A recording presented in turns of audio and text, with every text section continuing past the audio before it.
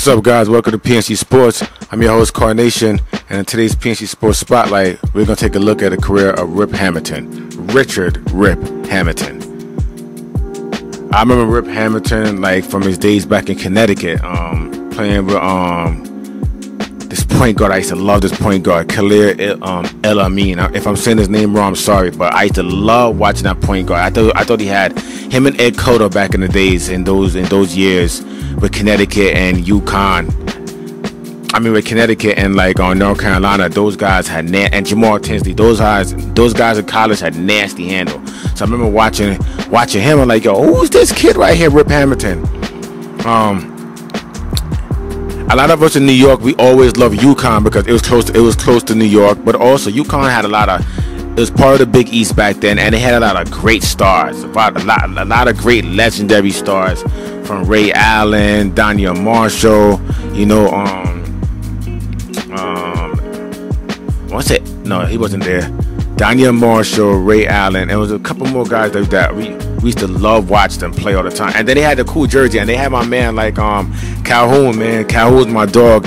Him and John Thompson used to go at it in Georgetown. It was a nasty, nasty, bitter rivalry. But Rip Hamilton was a great college player.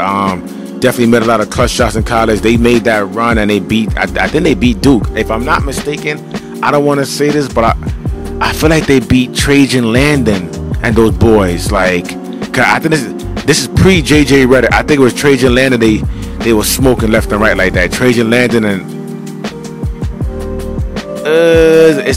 I think Trajan was with Elton Brand. The more I think about it, I could be wrong, but I think it was those guys that they smoked. But I want you guys, here's a couple of highlights I want you guys to watch from Rip Hamilton collegiate career. We'll be right back. He likes to dribble drive using a high post pick. Hamilton off the basketball, getting himself set. 1-4, Sean, try and turn the corner. Spreading the court for El Amin. 10 seconds remaining. El Amin off to Bosco. He was blessed. The shot wouldn't drop. Hamilton! No! Another tip! No! Hamilton! Off the buzzer! Yes! Columbia wins!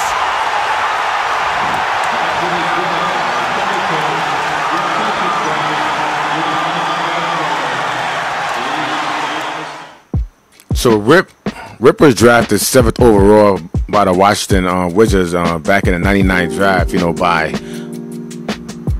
then president, then owner of the Wizards, Michael Jordan. Mike came back out of retirement, and him and Mike played a couple years, I think 2 to 3 years together, which was shocking. Rip actually averaged 20 points playing with Mike. That is an accomplishment. That is a big accomplishment. Averaging 20 points playing next to the greatest player of all time. That's very good. So I think Rip was traded. I'm not sure Mike wanted to trade him. It's either they probably couldn't sign Rip, or they were just being too cheap. But Rip was definitely traded. Or I remember, I think I'm capping. I think Mike traded Rip for Jerry Stackhouse. Mike, North Carolina, Jerry Stackhouse, North Carolina. So that probably was the real reason why Mike traded Rip. But it didn't make any sense to really get rid of young Rip for older Jerry Stackhouse. But here's some Rip Hamilton classic Washington Wizards highlights. Chris Whitney, a good three-point shooter. Garrett Fisher at the point. And outside, Richard Hamilton, who's coming off a nice... And right here, Hamilton does a nice job of coming off of Popeye Jones' shot and a catch and shoot. Kobe's nowhere to be found. Gets there a little bit late. Is three. And both those outside shots, he's got his foot on the line. He's got to get outside the three-point line. He'd have 6 points by now. Hamilton sneaking inside. Jordan with the offensive rebound. And Hamilton left uncovered for a mid-range jump shot. And give that basket to Jahali, been a fact. Welcome back, guys. As you can see, Rip was nothing to play with. He was nothing to mess with. He was nothing to screw around with. He knew what he was doing. And he's starting to establish himself, as a very good scorer in the league. I think for me, when he went to Detroit, and I'm not going to say they created the new bad boy, but they kind of created a new bad boy in their own image. When he went to Detroit, him and Chauncey hooked up, and then they had Ben, and then they traded for Rashid, and they had that just lanky Tayshaun Prince, who literally the Swiss Army knife can do it all for you. That was a team. Rip played 9 years with the Pistons, probably from 02 to 2011. Great years. Like, I can't lie to you. Everybody know I'm not a fan of Reggie Miller, but there's one thing I can honestly say Reggie Miller did really good. It's moving without the basketball. You could not mess with Reggie with that. Reggie was a menace at that. He knew how to move without the basketball. I'm talking about half court, just moving, finding the screen to get open, and boom, he's gonna catch that. So Rip took that skill. Rip took that skill, and after Rip, I want to say Klay Thompson. Michael Redd was very good at that too. And around the same time as Rip, Michael Redd was very good at moving without the ball, just getting open and cash, boom. Klay, you already know Klay don't dribble. Klay just get open, cash. But Rip, honestly, more than Klay, they ain't do like Rip. Rip is in the same mode as Reggie Miller. They literally moved without the ball, picks nonstop. It was constant motion. To be honest with you, that's Steph. Steph is really like that. Steph really nonstop, moving. But Rip took it upon himself to take hold of that mantle. He took that mantle up. Him and Chauncey in the backcourt. Rip don't get a lot of credit for being a great defender. I have to say, prime Rip Hamilton was a very good defender. The entire Pistons as a whole, in those 2000s, in those mid to late 2000s, was great defensively. Just annoying to play against, trust me. And they would just beat you to the ground. Like, they wasn't like, I'm gonna fight you like the 80s bad boys, but they was physical. And they knew what they was doing, and they were just about that. Come on, man. Who didn't like seeing their warm-ups? Who didn't like seeing their warm-ups or watching Rip punch everybody in their chest? That was some cool shit to do. Like, I'm not gonna lie. We used to play ball on the court. We all did that just because. And I wasn't a Detroit Pistons fan, but that was cool. Even the announcers, Detroit basketball. Come on, man. We loved everything about that. Like, the Pistons was boring, but they was fun to watch, if it makes any sense. Like, obviously, they beat Shaq and Kobe in the 04 finals with older Karl Malone and a not so great Gary Payton. He still was the glove here and there, but he didn't have it every night. And Detroit just handled them. That was the end of Shaq and Kobe, and you already know the Archers and Shaq asked for a trade. It's either me or Cobes, and they choose Cobes, and the rest is history. But that was, I want to say, that finals we were shocked. We couldn't believe Detroit won. We actually thought Shaq and Kobe was going to sweep them. It's like, okay, Kobe going to get another, Kobe and Shaq got another 4 championship. It was shock. To this day, I don't even know how the hell they won. I mean, yes, Team Ball won, and that's why I said, hard work beats talent a lot, especially if talent's not, working hard, or not even, or in the Lakers case, not even working hard. They wasn't working as a unit. That's internal fighting all season long. That's so much nonstop. Kobe with his court case, Shaq and Kobe just bickering, Kobe and Malone. It was just a mess that year for the Lakers. But that didn't stop Rip from shining, doing his thing. Another great memory that I have of Rip Hamilton is him definitely is the entire Pistons coming into the All-Star game. I forgot which All-Star game it was. It's either 06 All-Star game or 07, where the East was down, the West was killing. The Pistons came in. They put the entire Pistons starting lineup in, and they smoked the West by themselves, just playing defense. That's how great of a unit there was. But I want to show you a couple of highlights of Rip Hamilton in his days with the Pistons.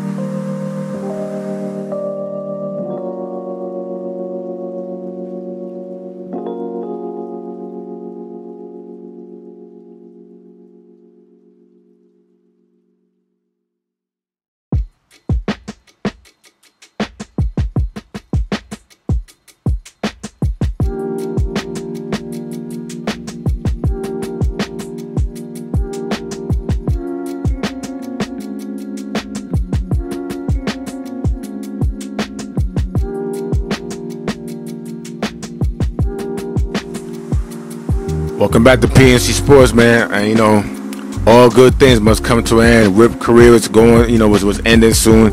Detroit, Joe Dumars, I think he was the president GM at the moment. He saw the writing on the wall, and he started trading players. I think it was If I'm not mistaken, Ben left for free agency first. Then Chauncey got traded. And it was just... Chauncey got traded for AI. Yeah, Chauncey got traded for AI. And that was bad. And it was just Rip and Tayshaun there for the time being. And, you know, they was moving toward the more younger people, which were Jason Maxiell, other Rodney Stuckey, other young guys. You know, if I'm not mistaken, they was like trying to groom them to be the new, like, just, you know, they new you know, like front runners. But didn't work out. Didn't go his way as planned. Rip left, you know, eventually left, went on to play a couple, you know, had a cup of coffee with the Chicago Bulls, shockingly with the Chicago Bulls. Had a, you know, played a very good role with the young Bulls, you know, despite the injuries to D Rose. Rip, you know, played his role and ended his career on a strong note. He didn't look like he was terrible at the end of his career. He was still doing what he had to do, still running around screens, still scoring, still, you know, doing Rip Hamilton things. For my book, I think Rip Hamilton in the 2000s,